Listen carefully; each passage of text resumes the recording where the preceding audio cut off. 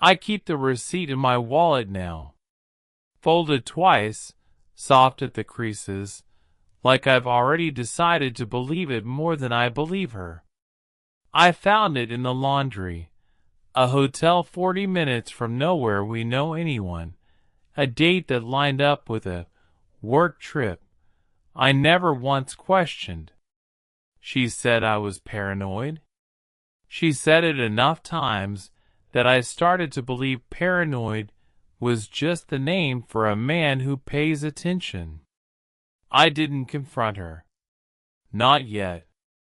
I just started driving. No destination, just the need to not be in that house, breathing that air. That's how I ended up at the bookstore on 9th, the one with a crooked open sign, and a woman behind the counter who didn't look up right away. "We close in 20 minutes, she said, not unkindly. Reading glasses pushed into graying hair. A cardigan the color of tea gone cold. She had the kind of face that made you feel like you'd interrupted something private just by walking in. "I'm not really here for a book," I said, before I could stop myself. That got her attention. She looked at me, really looked, the way people rarely do anymore, like she could see the receipt folded in my wallet without me saying a word about it. "No," she said slowly, closing the ledger in front of her. "I don't suppose you are. I bought a book I didn't want, just to keep standing there a little longer." I still don't know why I can't stop thinking about the way she said "I don't suppose you are," like she already knew the rest of my story before I did. I went back 3 days later. Told myself it was for the book, some paperback about a lighthouse keeper I hadn't opened once. Really, I just wanted to see if she'd remember my face. She did. Didn't say so, but I caught it. A flicker, there and gone, like she'd filed me away somewhere, and was surprised to see the file walk back in. "Box in the back needs sorting," she said instead, nodding toward a stack of donated hardcovers taller than her waist. "If you're going to loiter, you might as well be useful." So I sorted books.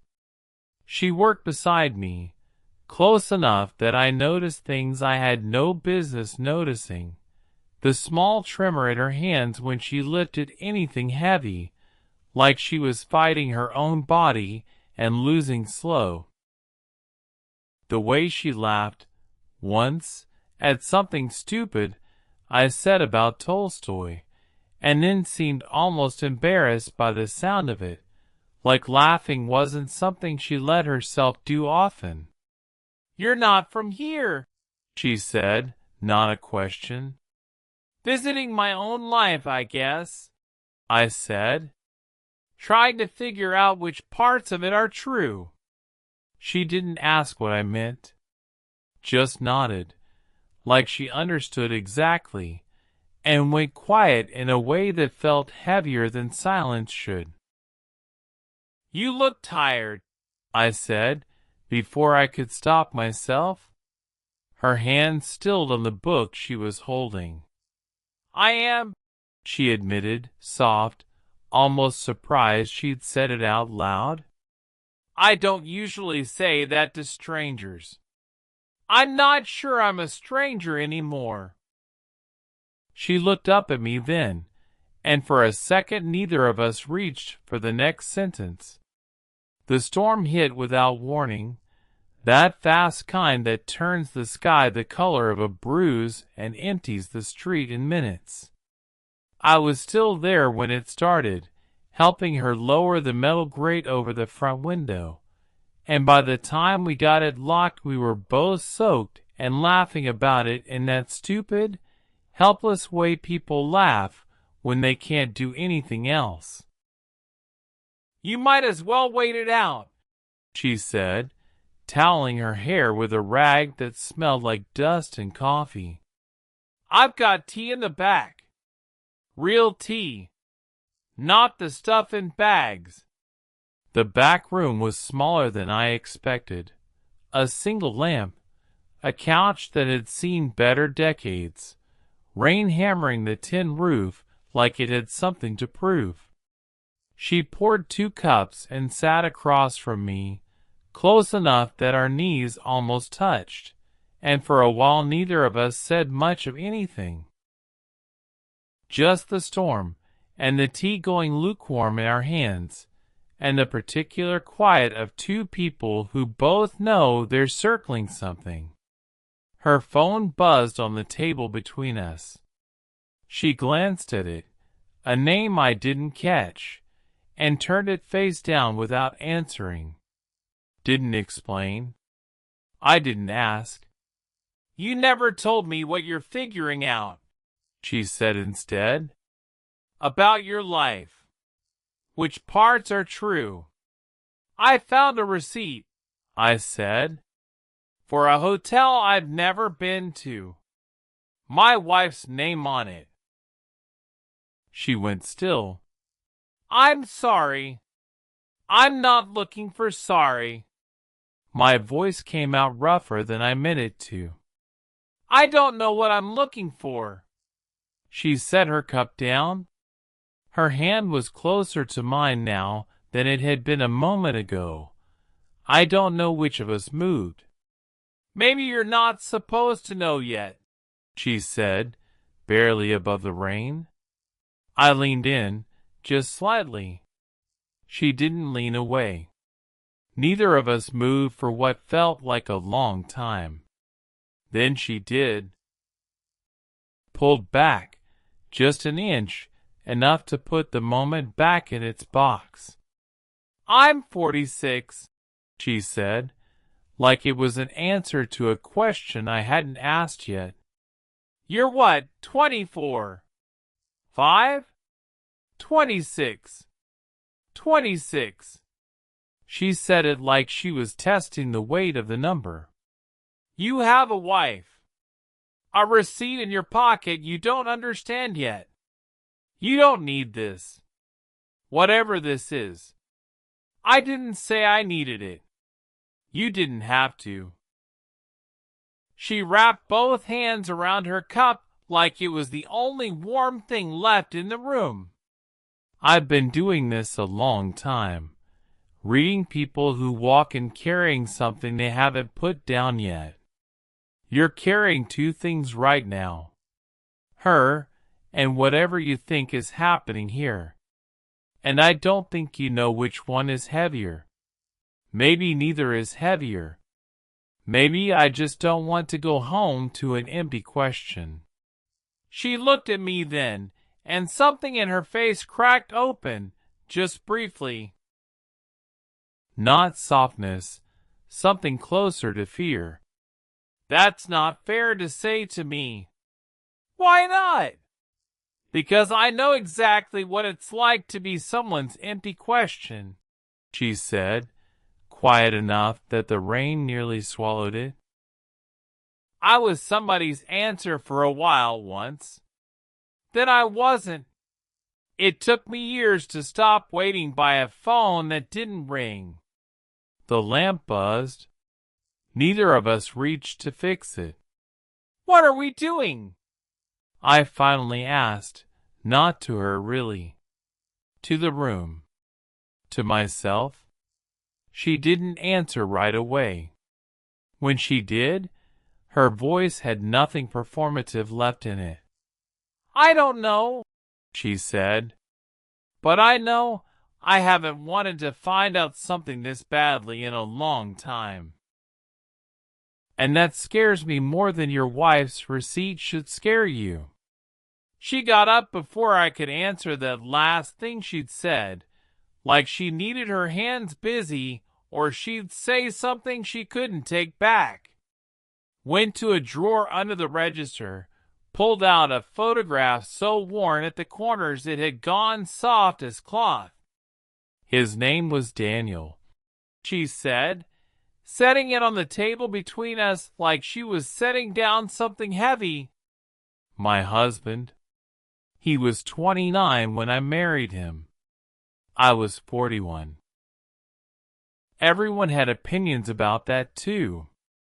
The man in the photo had a crooked smile and eyes that crinkled like he'd just said something he shouldn't have. I didn't say anything. I understood suddenly why the shop always smelled a little like it belonged to someone else. He died 3 years ago. Aneurysm. No warning, no goodbye, just gone between one sentence and the next. She traced the edge of the photo without touching his face. You have his laugh. Not exactly, but enough that the first time you laughed in here, I had to go into the back room and remember how to breathe. I'm not him. I know that. Her voice cracked just slightly on no. I know that better than you do.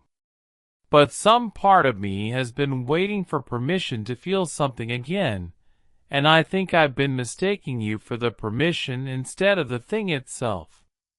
I didn't know what to do with my hands. Is that bad? That I remind you of him? She finally looked up, and there were tears she wasn't bothering to hide anymore. It's not bad. It's just terrifying to want to reach for someone new and not be sure if you're reaching for them or for the version of yourself you lost the day he died. The rain had softened to almost nothing. Neither of us noticed when it stopped. I didn't reach for her right away. Some things, I was learning, shouldn't be rushed just because the rain had stopped. Instead, I picked up the photograph, looked at it a moment longer, and set it back down facing her, not me. I think you should keep looking at him, I said. Not because of me. Because he mattered. He still matters. Something in her shoulders let go, like I'd said the one thing she needed permission to hear. I'm not going to go home and confront her tonight, I said. I don't even know what I'll say when I do. But I know I don't want to walk out of here pretending this, whatever this is, didn't happen. What do you want it to be? She asked. Not guarded this time. Just honest. I don't know yet. I don't think it has a name tonight. I paused. Maybe it doesn't need one. She almost smiled, reached over, slow, and put her hand over mine on the table, not gripping, just resting there, like she was testing whether the weight of it would feel right. It did. Neither of us pulled away. I haven't done this in 3 years, she said. Sat like this with someone. Let my hand just stay somewhere. I haven't done this ever, I admitted. Not like this. We didn't kiss. Didn't need to. Somehow, the not kissing felt like its own kind of vow, a line neither of us was ready to cross, but both of us had stopped pretending wasn't there.